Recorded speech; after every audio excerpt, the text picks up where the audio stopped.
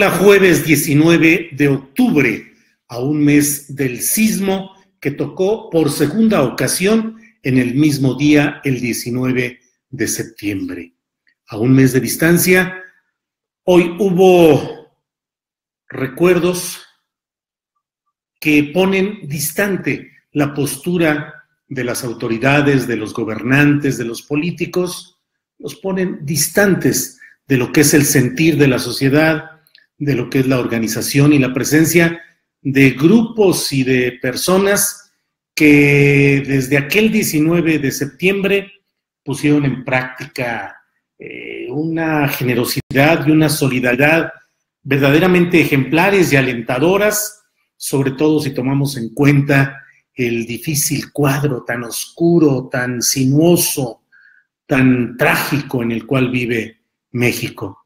Dentro de ese esquema de la falta de humanidad, sobre todo en cuanto a los crímenes de la delincuencia organizada, del saqueo de los recursos públicos, de la ineficacia de los gobernantes, en ese cuadro tan terrible surgió como una esperanza y como una realidad la solidaridad, sobre todo de jóvenes, pero en general de la sociedad entera, que de diversas formas manifestó su solidaridad, su apoyo al rescate, a la búsqueda, al apoyo inmediato de lo que sucedía a partir de ese sismo.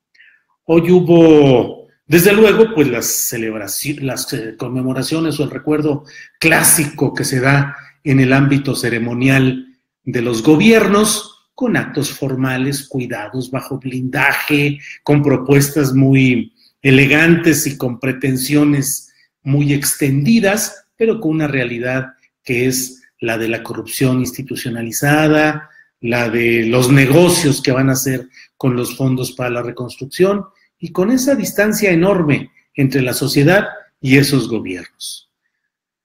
Es un día en el que además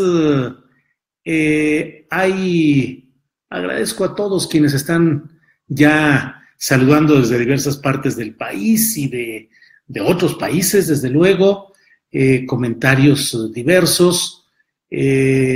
A todos los leo con mucha atención y con mucho respeto.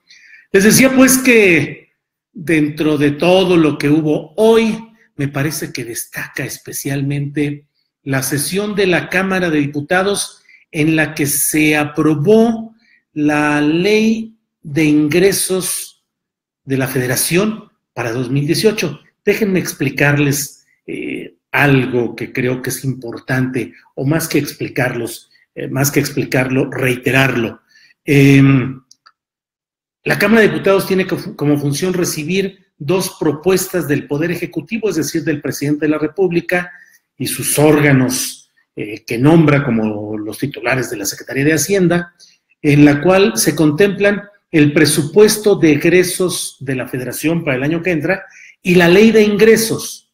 ¿Por qué esto se llama ley? Pues se llama ley de ingresos porque es una ley cuyo incumplimiento implica la comisión de un delito y faculta al Estado, a los gobiernos, a actuar de manera imperativa para obligar a los ciudadanos a pagar eso que es una ley. De otra manera no subsistiría ni el gobierno ni el Estado si no fuera con el pago de impuestos de todos los ciudadanos que generan actividades susceptibles del pago de esos impuestos. Es una ley y no debe transgredirse porque cualquier transgresión implicaría la facultad del gobierno del Estado para actuar judicialmente contra ese ciudadano.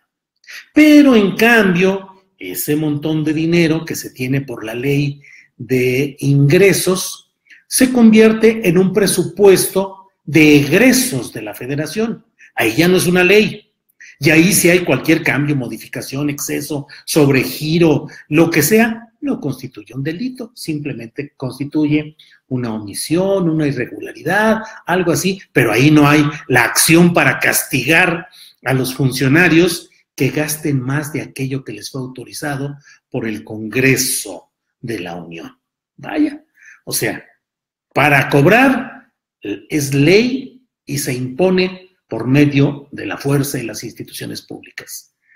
Para gastar, se gasta como sea, sin ningún problema para quien se exceda o cambie los rubros o lo que suceda. Bien, pues en esta ley de ingresos para 2018 se cambió y se agregó un apartado en el cual se aprueban 43,000 millones de pesos para la reconstrucción de todo lo que haya sucedido a partir de los 2 sismos sucedidos en el mes de septiembre. 43,000 millones de pesos para la reconstrucción. Pero, al mismo tiempo, se plantea dentro de todo este esquema que habrá nuevas formas de recaudar estos ingresos y entonces se establece, se mueven, simplemente se acomodan los números y se dice que todo esto se va a conseguir porque se está calculando que haya una recaudación en la cual permítanme un segundo para decirles, en la cual se actualiza el precio del petróleo para 2018, que está a $46 por barril, y se pone en la nueva ley de ingresos, que se estima que va a ingresar por 48.5 pesos, que haya un tipo de cambio diferente, una actualización del precio del petróleo para 2018 que pase de 46 a 48.5 pesos por dólar y al tipo de cambio promedio de 18.10 a 18.40 por dólar. Con todo esto y otros ajustes se calcula tener finalmente lo que desea el gobierno federal. El gobierno federal va a ejercer el año que entra 5.2 billones de pesos con este aumento de 43,000 millones de pesos para la reconstrucción derivada de los sismos. El gobierno sube la estimación de lo que va a costar el barril de petróleo y sube la estimación de la paridad del peso respecto al dólar. Y de esa manera tiene supuestamente esto que si se descuadra, entonces puede suceder que haya lo que ya se está anunciando. En la votación, solo la bancada de Morena estuvo expresamente en contra de que se haya mantenido el impuesto especial sobre las gasolinas, que es lo que causó los ajustes del inicio de este año, específicamente en el ramo de lo que fue mencionado como el gasolinazo. La falta de provisión de combustible y el aumento del precio del combustible a principios de año.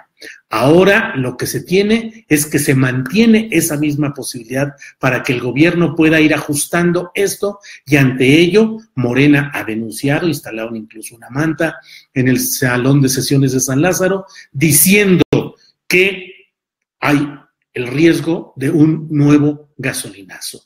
Lo ha explicado la coordinadora de la fracción parlamentaria de Morena, la veracruzana Rocío Nale, advirtiendo de ese riesgo que está siendo mencionado como una de las posibilidades dentro de lo que está sucediendo en un entorno económico volátil, complicado, preocupante,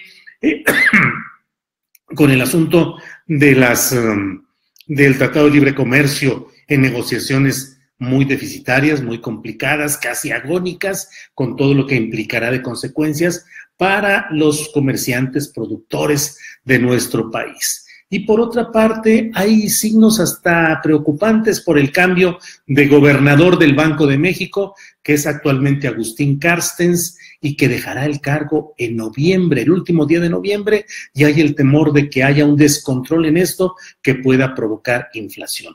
Y en ese mismo contexto, en la ley de egresos de hoy, se ha establecido un artículo en el cual se menciona en pocas palabras que los contribuyentes habrán de pagar, habrán de tener un ajuste en su casillero fiscal si es que la inflación excede el 10% respecto a un plazo determinado.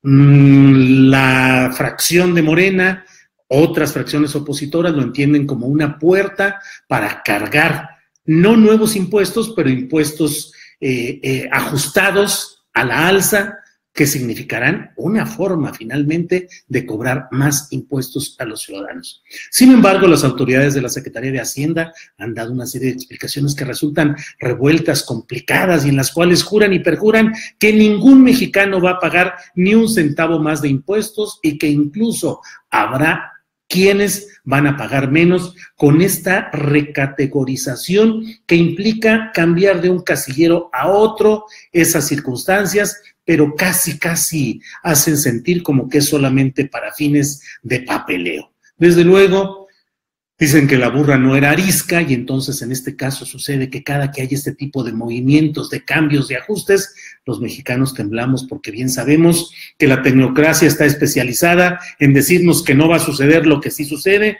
y cuando ya sucede a explicarnos con palabrería revuelta y tecnicismos por qué finalmente sucedió lo que sí era posible, pero no era probable, pero tal vez, pero X, y finalmente terminan las cosas dañando la economía popular. Todo está complicado, no es que haya un ánimo alarmista o fatalista en lo que les estoy comentando, pero así son los hechos políticos de este día, en el cual, como les digo, fue aprobado el proyecto de la Ley de Ingresos de la Federación, con 399 votos a favor, 44 en contra, que fueron los de Morena, y una abstención de un panista, creo que es veracruzano.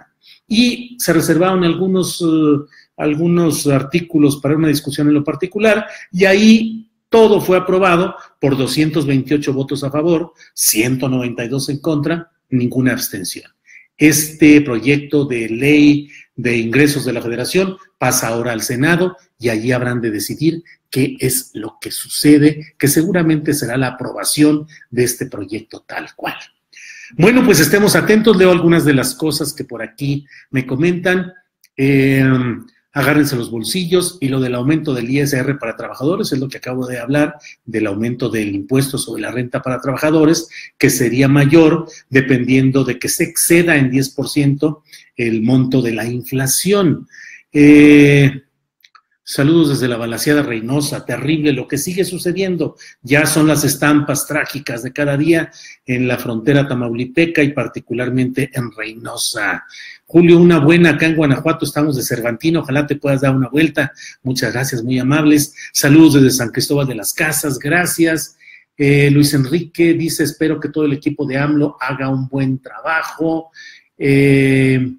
Saludos desde Morelia, puras malas noticias, dice Martín Magaña, lo único que no debemos hacer es acostumbrarnos. Armando Mendoza, ¿qué pasa con la corrupción en el SME y el FECAL? Moisés David Morales siempre se descuadra. Sid Villamil envía saludos desde Huautla de Jiménez, tierra de María Sabines. Por acá no te olvides de Río Bravo, Tamaulipas, pues sí, frontera grande y frontera chica, el norte de Tamaulipas, Tampico, Ciudad Madero, por todos lados desatada la delincuencia, igual en San Luis Potosí, donde las cosas están ardiendo con políticos y autoridades acusadas de tener vínculos con diversos bandos del crimen organizado. Es a patadas que deberíamos sacar a esa gente traidora y ratera, dice Risgen.